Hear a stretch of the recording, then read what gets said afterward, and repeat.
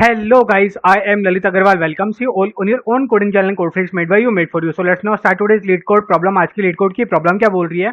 अच्छा, before moving towards the problem ना, one minute discussion for दोस्त जिनको ये प्रॉब्लम अच्छे समझ में आ चुका है, जो खुद से बार ट्राई करना चाह रहा है। देखो, ये जो क्वेश्चन है ना, थोड़ा सा ट्रिकी है। यहाँ पे ट्रिकी पार्ट क्या है? जिनको ये क्वेश्चन समझ में आ चुका है वो एक बार खुद से ट्राई करने की कोशिश करना। उन्हीं के लिए बस ये थोड़ा सा एक छोटा सा हिंट है कि यहाँ पे क्या है कि कभी भी ये जरूरी नहीं है कि जो मोस्ट अकरिंग करेक्टर है, जो मोस्ट अकरिंग करेक्टर है, आपको वही लगाने से हमेशा फायदा होगा। मोस्ट अकरिंग करेक्टर को अगर आपने शुरुआत में उसकी पूरी स्लैब बना भी दी तो ये जरूरी नहीं है कि उसी से आपका आंसर ऑप्टिमल आ जाएगा। तो आपको क्या करना पड़ेगा? आपको इनिशियली यही करना पड़ेगा कि आप पहले जो है ना, जितने भी इसमें डिफरेंट टाइप्स के हैं, जैसे ये ए है तो आप ए की स्लैब लगाओ, और ए की स्लैब लगाने के बाद में आप उसके अंदर बी को इंसर्ट करवा के देखो कि हाँ, बी को इंसर्ट करवाने से क्या आंसर आ रहा है। क्योंकि यहाँ पे क्या है, कितना भी घुमा हुआ हो सकता है।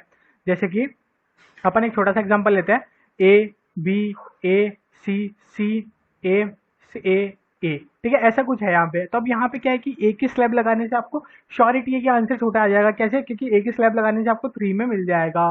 सही बात है, बोला हाँ जी भैया सही बात है। लेकिन अगर इसी पॉइंट ऑफ टाइम पे ये कुछ ऐसा हुआ है कि ए सी सी और फिर यहाँ पे ए, ठीक है, फिर सी, फिर बी, फिर ए, ठीक है, फिर बी, फिर ए। अब यहाँ पे क्या हुआ कि बार बार बार बार बार बार क्या है, ए तो है लेकिन उनके बीच बीच में काफी सारे वर्ड्स है जहाँ पे आपको स्लैब लगानी पड़ेगी। तो आपको यहाँ पे देखना पड़ेगा कि कंफर्म नहीं है यहाँ पे अश्योरिटी कि आपको ए की स्लैब लगाने से ही आएगा। तो आप सबसे पहले तो ए की स्लैब लगा के देखोगे, फिर बी की स्लैब लगा के देखोगे, फिर सी की स्लैब लगा के देखोगे। तो ओवरऑल आपने क्या करा है, जितने भी ये डिफरेंट वर्ड्स है, लेटर्स है, उन सब की एक तो आपको स्लैब लगा के देखनी ही पड़ेगी, सबसे पहली बात तो। दूसरी बात और इंपॉर्टेंट बात कि आपने ये स्लैब लगा भी दी, चलो ए की स्लैब आपने लगा दी कि हाँ भैया मैंने इसमें ए की स्लैब लगा दी है, कोई दिक्कत वाली बात नहीं है। उसके बाद में यहाँ पे हो सकता था कि यहाँ पे वापस बी होता, ठीक है, यहाँ पे वापस बी होता या फिर ऐसा कुछ होता, सपोज कर रहा है, चलो यहाँ पे बी ही होता, यहाँ पे 2 बार बी होता, ठीक है। हाँ, तब यहाँ पे क्या हो सकता है, आपको बी की स्लैब लगाने से आसान हो जाता है, यहाँ पे ए नहीं होता, सपोज करो, ठीक है। हाँ जी भैया, तो अब यहाँ पे ए नहीं होता तो यहाँ पे आपको बी की स्लैब लगाने से ही फायदा हो सकता था यहाँ पे, क्योंकि अगर आप यहाँ पे बी की स्लैब लगा देते तो उसके बाद में आपको एक इंसर्शन करना पड़ता सी का, और अगर आप बी की स्लैब नहीं लगाते, यहाँ पे सिर्फ एक बी अलग से इंसर्ट करते और उसके बाद में ये दोनों सी इंसर्ट करते और उसके बाद में ये 2 बी अलग से इंसर्ट करते, तो आपका ये एक स्टेप ज्यादा जा रहा है। बोला हाँ जी भैया, तो यहाँ पे बी की स्लैब लग गई बीच में तो उससे आंसर और ऑप्टिमल हो गया। तो यहाँ पे फर्स्ट स्लैब ही नहीं, आपको हर स्लैब पे आंसर को ऑप्टिमल करना है। समझे इस पॉइंट को? बोला हाँ जी भैया समझे इस पॉइंट को। तब ये कैसे करेंगे वो तो अपन आगे डिस्कस करने वाले हैं, लेकिन ये हर स्टेज पे ऑप्टिमल होगा, ये बात समझ में आ गई? बोला हाँ जी भैया। तो जैसे ही आप क्या करोगे, यहाँ पे जैसे ही आपने ए को अगर ऑप्टिमल किया, यहाँ पे इनिशियली आप आए और आपने ए को ऑप्टिमल कर दिया, तो उस पॉइंट ऑफ टाइम पे आपको फिर ये शांति नहीं बना लेनी है कि हाँ भाई ए ऑप्टिमल हो गया तो बाकी का पूरा क्वेश्चन हो जाएगा। बोला नहीं, अब ये जो इसके आगे का बचा है, जहां पे भी दूसरा लेटर आता है आपको उसको भी ऑप्टिमल बनाना पड़ेगा, आपको उसको भी ऑप्टिमल बनाना पड़ेगा। इसके बारे में थोड़ा सा सोचो और फिर इस क्वेश्चन को अप्रोच करने की कोशिश करो। उसके और बाकी अपन वीडियो में कवर करने ही वाले हैं। अच्छा, जिसको प्रॉब्लम ही समझ में नहीं आई है उनको टेंशन लेने की कोई जरूरत नहीं है। सबसे पहले तो अपन बड़े आराम से समझने वाले हैं कि क्वेश्चन कहना क्या चाह रहा है, उसके बाद में इसकी अप्रोच बिल्ड करेंगे and then finally will move towards its implementation. देखो समझो यहाँ पे क्वेश्चन कहना क्या चाह रहा था। देखो यहाँ पे अपन आए, ठीक है। हाँ, अब यहाँ पे अपने पास क्या है, यहाँ पे अपने पास क्वेश्चन में ये स्टार्टिंग में ये कुछ अपने पास इनिशियल्स में दिए हुए थे, एक स्ट्रिंग दी हुई थी। बोला हाँ जी भैया, अब इस स्ट्रिंग के साथ अपन क्या करेंगे, जैसे ए ए बी बी बी, ये है, ठीक है, बहुत ही बढ़िया। अब यहाँ पे अपने पास क्या एक प्रिंटर है, वो प्रिंटर क्या कर रहा है कि वो प्रिंटर हमेशा एक सीक्वेंस ऑफ कैरेक्टर्स को एक साथ प्रिंट कर सकता है। उसकी सिर्फ यही खूबी है कि वो एक सीक्वेंस ऑफ कैरेक्टर को एक साथ प्रिंट कर सकता है, वो कभी भी 2 सीक्वेंस ऑफ कैरेक्टर को एक साथ प्रिंट नहीं कर सकता। तो आप उसे ए और बी कराना चाहोगे प्रिंट तो वो नहीं करेगा। तो आपको ये निकालना है कि आप मिनिमम कितने प्रिंट्स में ये जो है पूरी की पूरी स्ट्रिंग आप बना दोगे। अब यहाँ पे क्या है कि यहाँ पे आप ये भी कर सकते थे ए बी और ए, जैसा ऐसा मान लो, ठीक है। अब यहाँ पे क्या हुआ कि ये सीक्वेंस में तो नहीं है ये, लेकिन आप क्या कर सकते थे कि ए की आपने 4 सीक्वेंस की एक स्ट्रिंग को प्रिंट करवा लिया, ये कर सकते थे। उसके बाद में आपने बी की एक प्रिंट करवाई और इसको बीच में इंसर्ट कर दिया, ये काम आप कर सकते हो। बोला ओके, समझ में आ गई ये बात? बोला हाँ जी भैया ये बात समझ में आ गई। तो आप ये काम जरूर कर सकते थे, लेकिन अगर आप सीधा के सीधे चलोगे तो वो काम नहीं कर सकते कि आप बीच में बी को भी ले लो, ठीक है। हाँ जी भैया समझ में आ गई ये बात। तो अपने को ये रिटर्न कराना था कि अपन ये कितनी स्टेप्स में प्रिंट कर पाएंगे मिनिमम। तो अपन ने क्या किया, एक स्टेप में तो ये शुरुआत के ए पे प्रिंट कर लिए और नेक्स्ट स्टेप में ये नेक्स्ट बी को प्रिंट कर लिया। तो 2 स्टेप्स अपने को लगी, 2 ही अपना आंसर है, 2 के अलावा और मिनिमम स्टेप्स में ही हो भी नहीं सकता था। समझ गए इस बात को? पहले हाँ जी भैया समझ गए। अब देखो, अब ये क्या है, ये तो एग्जाम्पल बहुत ईजी है। यहाँ पे अपन इस एग्जाम्पल को थोड़ा सा टिपिकल करते हैं। जैसे यहाँ पे अपन करते हैं ऐसा कुछ A B C A B B और उसके बाद में सी बी ए ए, ऐसे कुछ अपन ने कर दिया। ठीक है, अब बताओ इसमें आपको मिनिमम स्टेप्स कितने लगेंगे? बोला भैया कितने क्या लगेंगे, यहाँ पे भी अपन कुछ ना कुछ तरीका लगाएंगे। बोला वही तरीका लगाना है, कोड कोड के बारे में सोचो ही मत, आप इसको नॉर्मली सॉल्व करने की कोशिश करो। बोला देखो भैया नॉर्मली क्या है, मेरे को ए काफी सारे दिख रहे हैं, तो मैं एक काम करता हूँ कि ना ए की मैं स्लैब बना लेता हूँ, मतलब मैं ग्राउंड स्लैब ए की बना लेता हूँ कि ए को अपन इतनी बार प्रिंट कर लेते हैं। बोला ठीक है, ए को इतनी बार प्रिंट कर लिया, सिंपल सी बात है। उसके बाद में फिर मैंने क्या किया भैया, उसके बाद में ना मैंने एक चीज और नोटिस करी। क्या चीज नोटिस करी कि यहाँ से ना बीच में कोई भी ए तो आ नहीं रहा। हाँ, तो यहाँ पे हर जगह मेरे को यहाँ पे हर जगह मेरे को इंसर्शन ही कराना पड़ेगा। तो यहाँ पे अगर मैं बी की स्लैब एक साथ लगा दूं, तो यहाँ पे बी की स्लैब लगा दूंगा मैं, तो यहाँ से यहाँ तक मैंने एक साथ बी की स्लैब लगा दी, मेरी सेकंड स्टेप हो गई। और उसके अंदर मैं एक सी को इंसर्ट कर दूंगा, तो मेरे 3 स्टेप में यहाँ से यहाँ तक का भी सही हो गया। फिर मुझे बस यहीं का और सेट करना है, तो वहां पे मैं फोर्थ स्टेप और फिफ्थ स्टेप, 5 स्टेप में मेरे काम हो जाएगा। जबकि अगर मैं इसको नॉर्मली जाता तो मैंने पहले एक ही स्लैब लगा भी दी, तो सेकंड स्टेप ये हो गई, फिर थर्ड स्टेप यहाँ पे इंसर्शन कराना पड़ेगा, फोर्थ स्टेप में ये दोनों इंसर्ट हो जाएंगे, फिफ्थ में यहाँ पे इंसर्शन, सिक्स्थ में यहाँ पे इंसर्शन। समझ गए? तो ऐसे मेरी 6 स्टेप्स लग रही थी, और अगर मैं वैसे जा रहा था तो 5 स्टेप्स लग रही थी। तो आपको क्या करना पड़ेगा, हर पॉइंट ऑफ टाइम पे इसको ऑप्टिमल करना है। समझ गए? बोला हाँ जी भैया समझ गए। अब देखो ये भी कहीं पे इस बात की श्योरिटी नहीं है कि आपको हमेशा ए वाली स्लैब से आंसर मिले। आपको हो सकता है बी से मिले, आपको हो सकता है सी से मिले, आपको हो सकता है डी से भी मिले अगर प्रेजेंट हो तो। ठीक है, तो आपको किसी भी लेटर से भी मिनिमम आंसर मिल सकता है। तो आपको सारी पॉसिबिलिटी चेक करनी पड़ेगी, कोई हार्ड एंड फास्ट रूल यहाँ पे अपन बना नहीं सकते। हाँ, तो अपन एक चीज तो क्या बोलते हैं सबसे पहले, कि जितने भी इसमें लेटर्स प्रेजेंट है, तो अपन क्या बोलेंगे, एक तो अपन फोर का लूप चलाएंगे, जितने भी इसमें लेटर्स प्रेजेंट है सबके लिए अपन एक बार चेक करेंगे। बोला हाँ जी भैया। अब सबके लिए अपन चेक कैसे करेंगे, कि सबकी जैसे अगर अपन ने एक ही स्लैब लगाई है नीचे, तो एक ही स्लैब लगाने से क्या मिनिमम आंसर आ रहा है वो अपन कैलकुलेट करके ले आएंगे। फिर बी की स्लैब लगाने से क्या मिनिमम आंसर है वो अपन कैलकुलेट करके ले आएंगे। सिंपल सी बात है। बोला हाँ जी भैया सिंपल सी बात है। तो अब देखो, अब यहाँ पे चलेगा रिकर्शन का फॉर्मूला। अब रिकर्शन का फॉर्मूला कैसे चलेगा, अब इस बात को ध्यान से समझो कि अब आपने क्या किया, A B C A B B ऐसा कुछ प्रेजेंट आपके पास में, सपोज कर लो इतनी से मान लेता। बोला ठीक है। अब यहाँ पे क्या किया आपने, बेस स्लैब जो है वो एक ही फिक्स कर दिया। अब यहाँ पे इस एग्जांपल में बेस स्लैब आपको सी बात है अपन एक ही फिक्स नहीं करेंगे, लेकिन अपन सारे क्वेश्चंस करने की कोशिश कर रहे हैं, अपन सारे इसके मेथड्स देखने की कोशिश कर रहे हैं कि सारी प्रोबेबिलिटी क्या क्या हो सकती है। बोला ठीक है। तो अपन ने यहाँ पे सपोज करो बेस में एक ही स्लैब फिक्स कर दी। बोला हाँ जी भैया एक ही स्लैब अपन ने बेस में फिक्स कर दी है, कोई दिक्कत वाली बात नहीं है। तो अब एक ही स्लैब तो फिक्स हो चुकी है, अब तो ए को छोड़ दो। अब उसके बाद में आपके पास क्या आ गया, बी आ गया। तो अब आपको क्या करना पड़ेगा, बी से भी सारी पॉसिबिलिटी चेक करनी पड़ेगी कि बी से अब आगे की जो स्ट्रिंग बची है, बी से आगे का जो स्ट्रिंग बची है, हो सकता है उसमें बी की स्लैब लग जाए, और हो सकता है जो पहले की स्लैब है उससे भी आंसर आ रहा हो। ठीक है, अब यहाँ से आगे पूरा का पूरा चेंज हो सकता था, जैसे कि अपन ने यहाँ पे समझा था कि यहाँ से आगे बी की स्लैब लगाने में फायदा था।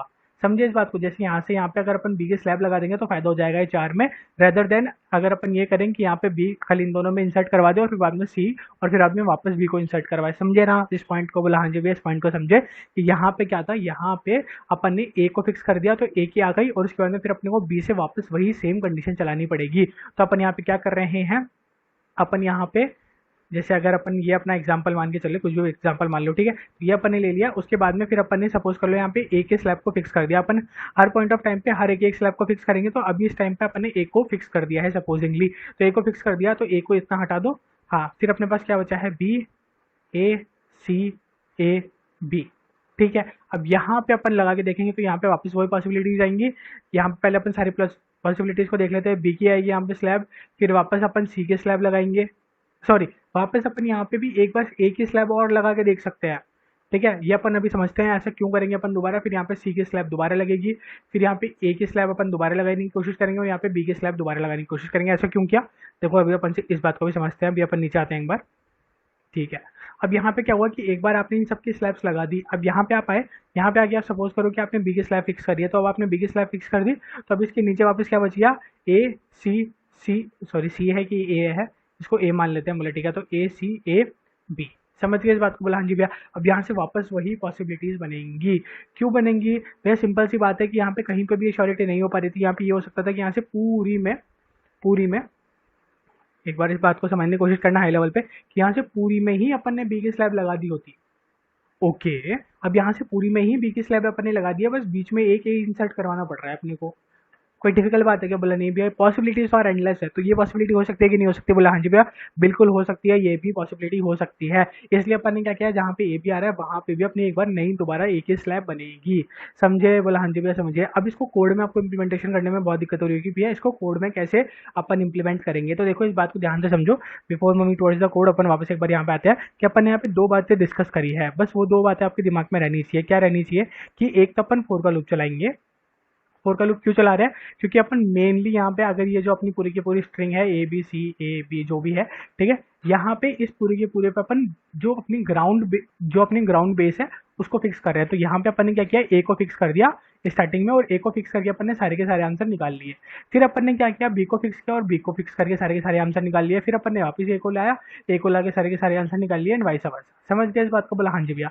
तो एक तो अपनी चीज ये हो गई।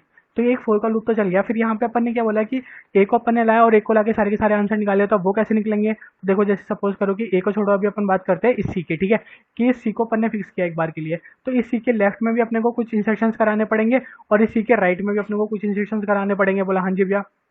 तो उस इंस्ट्रक्शन को अपने को काउंट करके लाना पड़ेगा, और वहां पे भी ऑप्टिमल अप्रोच चलेगी क्या, कि यहाँ से यहाँ तक के लिए अपन दोबारा कैलकुलेशन सेम की सेम कैलकुलेट करेंगे, और यहाँ से भी यहाँ के लिए सेम की सेम अप्रोचेस अपन अलग से कैलकुलेट करके लाएंगे। जहाँ से भी जो भी मिनिमम आंसर आएगा, यहाँ से जो भी मिनिमम आंसर आएगा, यहाँ से जो भी आएगा, इन दोनों को एड ऑन करा देंगे। सिंपल सी बात है। बोला हाँ जी भैया सिंपल सी बात है।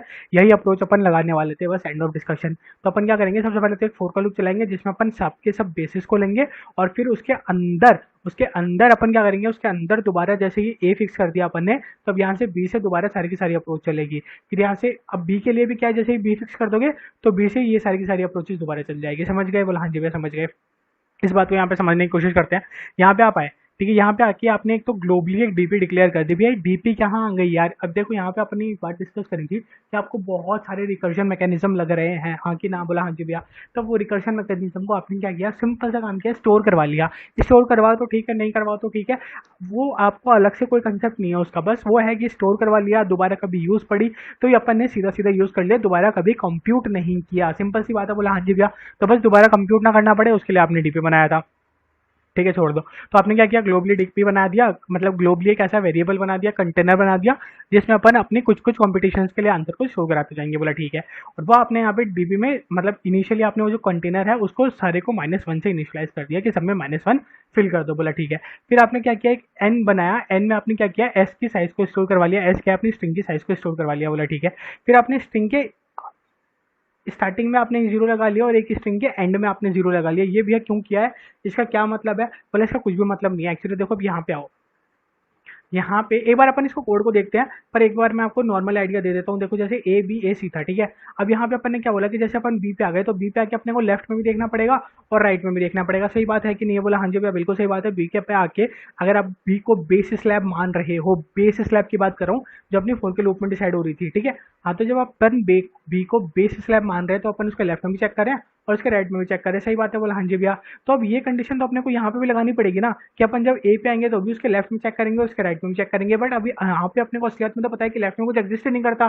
तो इनिशियली ये कंडीशन क्या है, फॉल्स ना हो जाए या फिर एक लूप जो अपने टर्मिनेट ना हो जाए, यहाँ पे एरर ना थ्रो करे, इसलिए अपन ने स्टार्टिंग में एक ऐसे ही कैरेक्टर लगा दिया 0, ठीक है। क्योंकि ये स्ट्रिंग है तो स्ट्रिंग में सिर्फ अपन कैरेक्टर लगा सकते हैं, तो अपन ने 0 लगा दिया।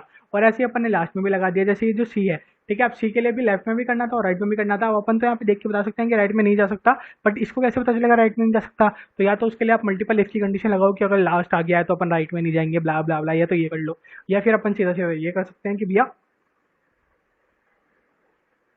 राइट में अपन ने एक ऐसा नंबर लगा दिया जहां से आ गया आप कैलकुलेशन करोगे ही नहीं। सिंपल सी बात है। बोला हाँ जी भैया सिंपल सी बात है, ठीक है, ठीक है। तो बस अपन ने वही स्टार्टिंग और लास्ट में लगा दिए हैं। उसके बाद फिर अपन ने क्या किया, रिटर्न कर दिया एक फंक्शन कॉल करके। अब यहाँ पे अपन ने किया क्या है कि एक तो अपन ने दिया है इस फंक्शन के अंदर वन क्या है, जहाँ से अपनी रियलिटी में ये स्ट्रिंग स्टार्ट हो रही है। समझ गया? क्योंकि जीरो में क्या आ चुका है, जीरो में अपन ने यहाँ पे स्टार्टिंग में 0 लगाया था, याद है? बोला हाँ जी भैया। एन में क्या आ रहा है अपने, इसकी साइज, मतलब यहाँ तक बी तक ही आ रहा है, ये याद रखना, लास्ट नहीं आएगा, क्योंकि अपन ने साइज पहले ही कैलकुलेट कर ली थी और इसके अंदर बाद में अपन ने लगाए थे ये दोनों। सिंपल सी बात है। बोला हाँ जी भैया सिंपल सी बात है। और यहाँ पे भी क्या आ रहा है एक्चुअली में, ये 6 भी नहीं आ रहा, ये बात तो ध्यान रखना। यहाँ पे लास्ट इंडेक्स आ रहा है क्योंकि स्टार्टिंग में एक वैल्यू एक्स्ट्रा इंक्रीज हो चुकी है। बोला हाँ जी भैया सिंपल सी बात है। तो ये स्टार्टिंग इंडेक्स और एंडिंग इंडेक्स आ रहा था अपना, सिंपल सी बात है। अब इस फंक्शन में आओ, इस फंक्शन में आके अपन ने क्या किया, सबसे पहले तो ये बताया कि अपना जो स्टार्टिंग इंडेक्स है, कहीं वो बड़ा तो नहीं हो गया अपना एंडिंग इंडेक्स से। अगर अपना स्टार्टिंग इंडेक्स एंडिंग इंडेक्स से बड़ा हो चुका है, इसका मतलब एंड ऑफ डिस्कशन, यहाँ पे अपनी स्ट्रिंग जो है वो खत्म हो चुकी है, यहाँ पे अपन ने सारी कैलकुलेशन हम कर ली है। तो ऐसा अभी तक अपने पास नहीं हुआ है। क्या अपना जो ये आंसर था वो ऑलरेडी स्टोर था क्या, मतलब वो इस स्टार्टिंग इंडेक्स और इस एंडिंग इंडेक्स के लिए अपन ने पहले कभी कैलकुलेट किया था क्या, बोले नहीं भैया नहीं किया है अभी तक, अभी तो आपकी पहली स्टार्टिंग कॉम्पिटिशन है। फिर आपने क्या किया, बोला मैंने एक आंसर नाम का वेरिएबल बनाया जिसको मैंने इंट मैक्स से इनिशियलाइज किया है। अब यहाँ पे इस बात को ध्यान से समझना कि जब मेरा फोर का लूप खत्म होगा ना, जब मेरा फोर का लूप खत्म होगा उस पॉइंट ऑफ टाइमिंग पे क्या होगा कि ये मेरा जो आंसर है वो क्या दे रहा होगा, सारा का सारा ओवरऑल कंप्लीट आंसर दे रहा होगा कि मेरा कंप्लीट मिनिमम आंसर क्या लगा है। ठीक। अब देखो, अब यहाँ पे अपन आए, अब ये फोर का लूप जो अपन ने स्टार्ट किया, तो देखो यहाँ पे अपन ने कहाँ से स्टार्ट किया, आई से, मतलब ये स्टार्टिंग इंडेक्स से स्टार्ट किया है और ये कहाँ तक जा रहा है, एंडिंग इंडेक्स तक। सिंपल सी बात है, बोला हाँ जी भैया। अब एंडिंग इंडेक्स है तो अपन ने इक्वल टू भी लगाया है, ये बात भी क्लियर हो गई, बोला हाँ जी भैया। अब यहाँ पे अपन ध्यान से समझने की कोशिश करते हैं, जब अपने एक फोर का लूप खत्म होगा तब मुझे बताओ क्या आंसर आ रहा होगा, ये आंसर में किस हिसाब से आंसर की वैल्यू बनी होगी। भैया इस आंसर में वैल्यू बनी होगी जब अपन ने ए को एज अ स्लैब लिया है। फिर जब दोबारा अपने लूप इटरेट करेगा तो जो बी को एज अ स्लैब लेंगे तो उसका जो आंसर आएगा वो अपन आंसर में चेक कर लेंगे कि जो आंसर अपना पहले था और जो बी से कैलकुलेट होकर आया है उन दोनों में से मिनिमम कौन सा है, क्योंकि अपने को मिनिमम आंसर लेना है, ऑप्टिमल आंसर लेना है। सिंपल सी बात है, वो लांची भैया सिंपल सी बात है।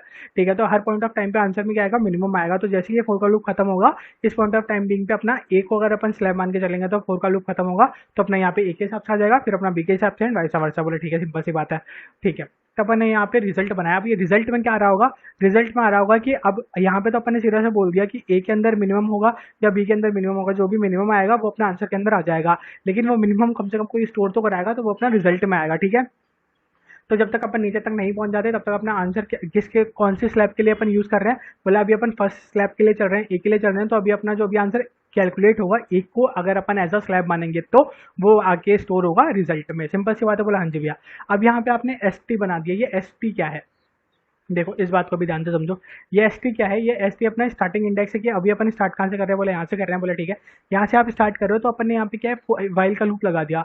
अब ये वाइल का लूप क्या कहना चाह रहा है कि अपन ने ये बोला था कि अगर अपना पहले अपन ए को स्लैब मान रहे हैं तो दोबारा वापस ए पे कैलकुलेशन करने की कोई जरूरत नहीं है, क्योंकि ए को स्लैब मान रहे हैं तो अपन ये तीन को जो एक साथ है उनको तो अपन स्किप मार ही सकते हैं। अपन को नेक्स्ट स्लैब सीधा बी के लिए कैलकुलेशन परफॉर्म करनी थी, तो अपन ने के को क्या किया, के को उतनी बार प्लस प्लस कर दिया और के को अपन ने आगे पहुंचा दिया, के को अपन ने यहाँ पे पहुंचा दिया है बी पे।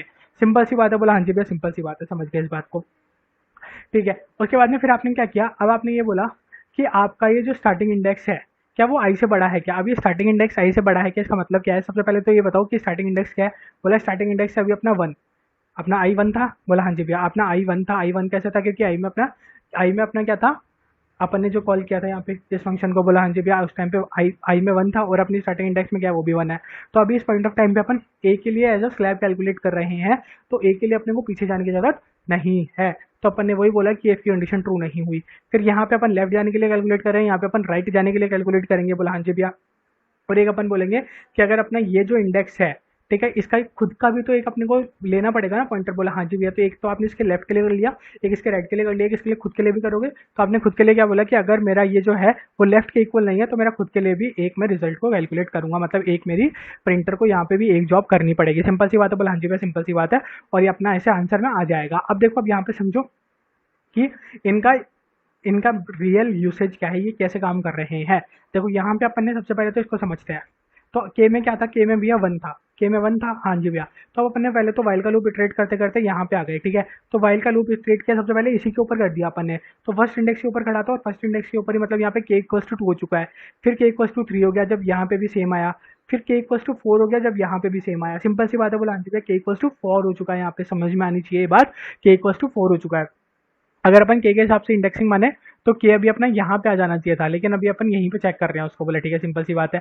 फिर यहाँ पे आके अपन ने क्या बोला, यहाँ पे आके इन तीनों को एक बार स्किप मारो, ये तीनों कैलकुलेशंस परफॉर्म कर रहे हैं, बट यहाँ पे अपन ने के को माइनस माइनस कर दिया। तो समझ गए ना इस बात को कि अपन वापस यहाँ पे पहुंच गए हैं कि हाँ अपन ने ये तीनों की तीनों एक साथ ली थी, तो अपन तीनों की तीनों पे एंडिंग कर गए और फिर अपने वाइल की लूप की मदद से अपन वापस बी पे आ जाएंगे। ठीक है, तो के की जो प्रॉब्लम थी वो तो समझ में आ जानी चाहिए। अब अपन इन तीनों स्टेप्स की बात कर रहे हैं, उसमें से अपन ने ये वाली स्टेप की तो बात कर ही लिया है कि अपन जो प्रेजेंट स्टेप पे है उसको भी काउंट करने के लिए अपन ने क्या किया, प्रीवियस से चेक कर लिया कि प्रीवियस के सिमिलर नहीं है तो उसको भी काउंट कर लो।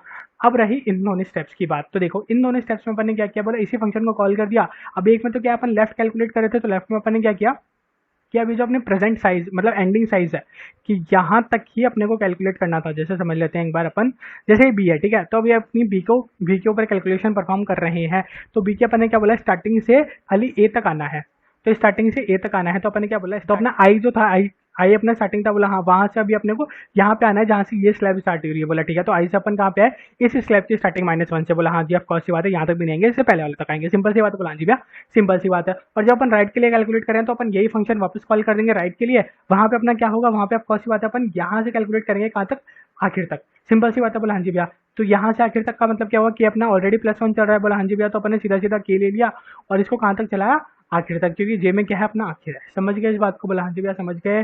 लास्ट में अपना आंसर कैसे आया अपन समझ गए। हर बार अपना आंसर में कैलकुलेशंस परफॉर्म हो रही है और लास्ट में जो भी मिनिमम आंसर होगा वो अपन रिटर्न करवा देंगे। ठीक है, आई होप आपको अच्छे समझ में आ गया होगा। सबमिट करके अपन देख रहे हैं एक बार,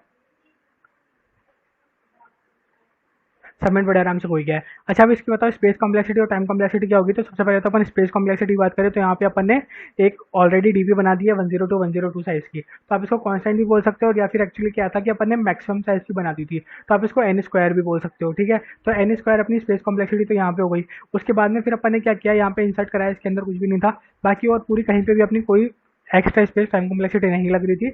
आप इसको n² बोल सकते हो, इसको अपन कांस्टेंट नहीं बोलेंगे क्योंकि वैसे तो अपन कांस्टेंट ही यूज कर रहे हैं, लेकिन अपन क्या है कि इसकी मैक्सिमम प्रोबेबिलिटी को यूज कर रहे हैं यहाँ पे, तो ऑफ कोर्स की बात है आप उसको n² बोल सकते हो। अब रही बात अपनी टाइम कॉम्प्लेक्सिटी की, तो टाइम कॉम्प्लेक्सिटी बताओ। तो टाइम कॉम्प्लेक्सिटी देखो, यहाँ पे अपन डिस्कस कर रहे थे कि अपना एक 4 का लूप है और एक 4 के लूप के अंदर अपन रिकर्सिवली सारे के सारे कैलकुलेशन कर रहे हैं, तो अपना n कितना हो गया, क्यूब हो गया। क्यों, क्योंकि एक तो n ये हो गया और इसके अंदर रिकर्सिवली कैलकुलेशन परफॉर्म कर रहे हैं, तो n² वो हो गया, दोनों को मल्टीप्लाई करा तो क्या आया, n का क्यूब। तो टाइम कॉम्प्लेक्सिटी कितनी हो गई, n क्यूब। आई होप आपको अच्छे से समझ में आ गया होगा। Thank you for watching.